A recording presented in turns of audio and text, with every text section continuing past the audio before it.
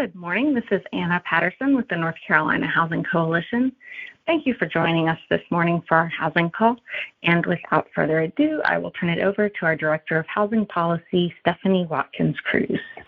Good morning, everyone. I hope you all have been having a great week so far. I'm going to go ahead and kick it off. The top 3 things this week. We have released our legislative summary. We just released it last week.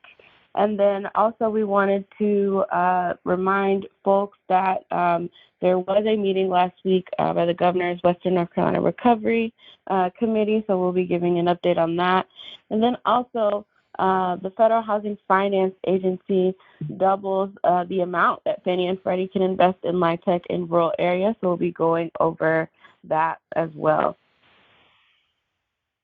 We released our legislative summary last week on Friday, and so we wanted to just highlight that for you all. We've been mentioning it for a while.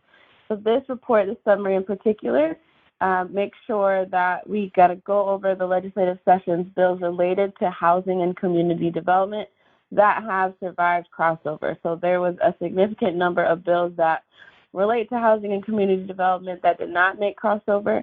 And the report would have been much longer if we would have included all of those. We did do some special mentions, even of a few that didn't make crossover because they were great ideas. And so we have some of those honorable mentions in the summary as well. If you would like to find that summary, you can find that on our website by clicking on the Our Work section and going to the 2025-2026 policy agenda page. And we will also be linking it in the call notes this week. The North Carolina Housing Coalition, also last week, we were able to be a part of a great event hosted by Enterprise Community Partners, the Rural Rental Housing Preservation Academy in Knoxville, Tennessee. I had a really wonderful time. It was a 2-day convening.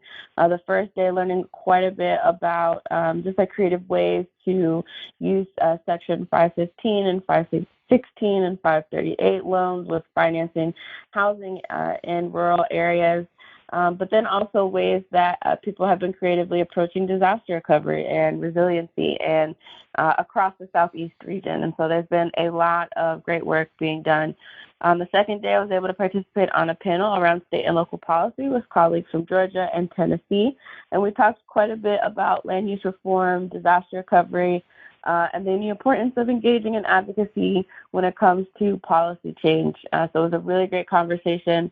Just wanted to give a shout out to the folks that attended, and as well as Enterprise for including us and inviting us. And I can't wait until next time. It's been really a great honor and a really great learning opportunity to continue to be involved in these regional and national policy discussions. So I can't wait for the next one. On federal updates, just a reminder that Congress is out on August recess, and they will return in early September. When they return, they have about a month to pass a budget, or what we think will most likely happen, pass a short-term stopgap spending bill before the new federal fiscal year begins on October 1st. Federal legislators are currently home on recess, so it is a great time to set up a meeting with your members of Congress to talk to them, to connect with them, and to advocate for increased investments in housing and homelessness resources. The Justice Department reaches a proposed settlement with Greystar, which is the largest landlord in the United States, and they've reached a settlement to end its participation in algorithmic pricing settings. So last week, the U.S. Justice Department announced that it has reached a proposed settlement with Greystar. The lawsuit was over their involvement in the RealPage algorithmic price fixing scheme.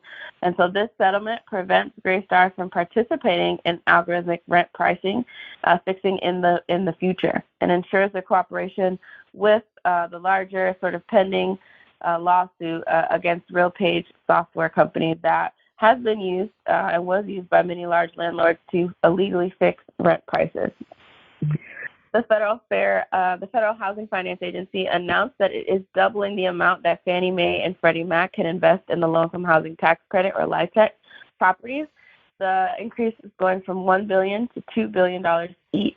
And so Fannie and Freddie can now together deploy $4 billion each in support of the affordable housing tax credit. Half of this will be reserved for difficult-to-serve LIHTC markets, and at least 20% of that half will be for duty-to-serve rural communities. So this change is expected to help increase LIHTC development in rural and underserved areas, and this is a welcome reform. However, there are going to be additional reforms needed because, as we mentioned this a few weeks ago, and then our partners at the National Low-Income Housing Coalition also continue to highlight, more reforms and more investment are needed to ensure that extremely low-income households and those currently on receiving services and assistance continue to have access to affordable housing, particularly in light of cuts that have been made to SNAP and Medicaid and different programs in the One Big Beautiful Bill. So, but the positive part of really improving these tools and then allowing it to have a reserve for rural and underserved communities, there is more to be done to make sure that the impacts of recent policy decisions in the last few weeks aren't as detrimental as we anticipate them to be. Yesterday, the Trump administration took federal control of the Washington, D.C. Metro Police Departments and deployed 800 members of the National Guard in an effort to rid the city of criminals and people experiencing homelessness. And so there has been recently an executive order around homelessness, and this move is just another really dangerous one with no long-term sustainable solution addressing the root causes of homelessness. This effort is sweeping the issue under the rug, and it's another attack on people experiencing homelessness. This is just a growing trend, and it's really dangerous. And the executive order I just mentioned, it makes it easier for states and localities to criminalize individuals experiencing homelessness and force them into involuntary treatment. We've seen this happening across the country. And at the same time, we've seen a lot of the housing and homelessness resources and investments decrease. And so it's going in the wrong direction, and it's incredibly dangerous. And so we will continue to follow this. There have been statements made at different press conferences saying that they will be given places to stay far from the Capitol, but honestly, moving people who are experiencing homelessness away or out of the public view is not the solution. And so we will continue to monitor this. On the state side, on Friday, August 8th, the Governor's Advisory Committee on Western North Carolina met virtually, and the GROW North Carolina staff shared that the state has requested federal funding to cover 48% of Helene's damage, and so far it has received or been awarded federal funds that only cover about 6% of the total damages. We have a bar chart, a graphic in the call notes for you that you can check out as well on that. The next Governor's Advisory Committee on Western North Carolina will be meeting on Monday, September 15th from 10 a.m. to 12 at the Blue Ridge Community College in Flat Rock, North Carolina. It will also be streamed virtually, and we'll share a link to register once it's published on the website. Governor Stein declares Tropical Storm Chantal a Type 1 state disaster and activates individual assistance. So last week, Tropical Storm Chantal was declared a Type 1 state disaster, and this disaster declaration activates the state-funded individual assistance program for people affected by the storm.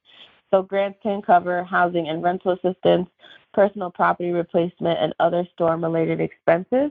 And so if you're interested or know someone, know people who would be interested and need to apply for individual assistance through the state, you can visit one of the disaster recovery centers that we'll have listed, as well as click the link in the call notes. Governor Stein also continues to urge the federal government to issue a federal major disaster declaration, which would help expedite federal aid in the disaster area and hazard mitigation grant program assistance statewide, which is very much needed. The state is donating 11 acres of land to the town of Black Mountain for the creation of a new emergency operations center that is designed to train first responders and emergency management professionals. We're highlighting this in particular because this Western North Carolina town was severely impacted by Helene last fall, and they recently established their own Office of Recovery and Resiliency and is in process of establishing and training a civilian community emergency response team to help neighbors and first responders during disasters. So yet another example of locally on the ground how community and localities are taking it into their own hands to figure out how to best respond in the future in the event of any other future disasters. And so excited to see how this now land donation will support that effort. Reminder that the North Carolina Department of Commerce is still accepting applications for the Renew North Carolina single-family housing program.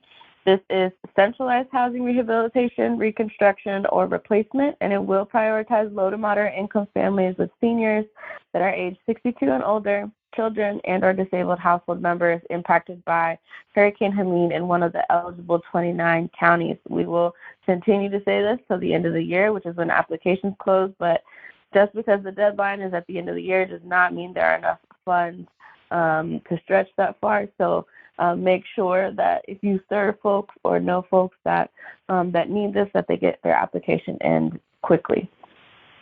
The General Assembly is in recess and will convene on August 26th. And moving forward, they will reconvene on a monthly basis through November. And December 16th looks like it might be the final adjournment for the year. Again, check out our legislative summary. We have detailed how we've been approaching and tracking and looking at different bills based on our policy agenda. We highlight which bills we believe have potential, as well as which bills that we oppose and which bills that we support. Moving on to events, reports, and resources. There are several events and things that we want to lift up for you. On the report side first, I will just lift up a few.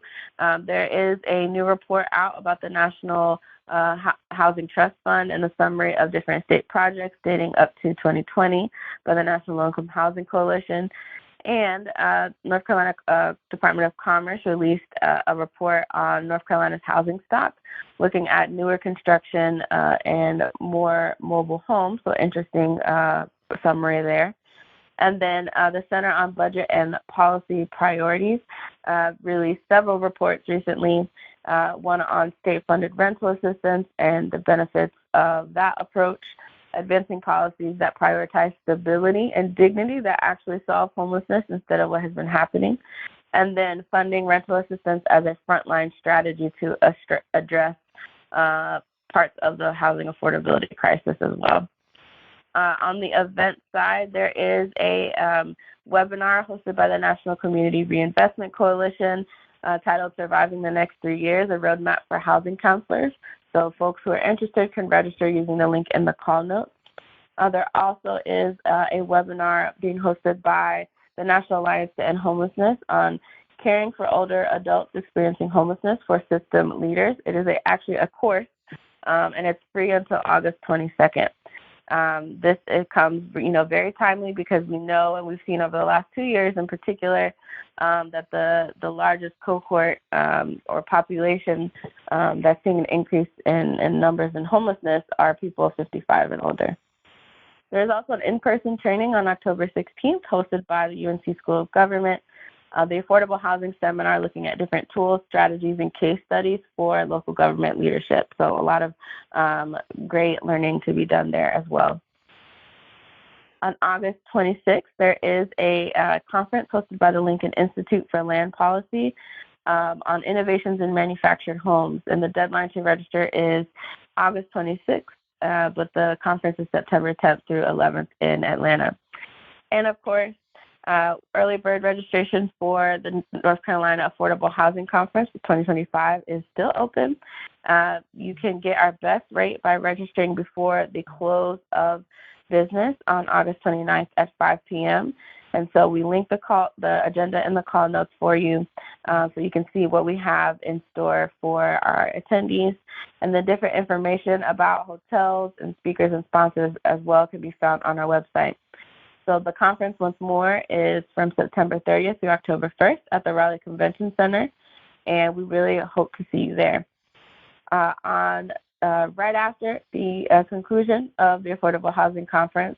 The awesome folks over at the North Carolina Women and Affordable Housing Network, or NC1, will be having their third annual luncheon on October 1st at 1 p.m. at the Stockroom at 203 in Raleigh.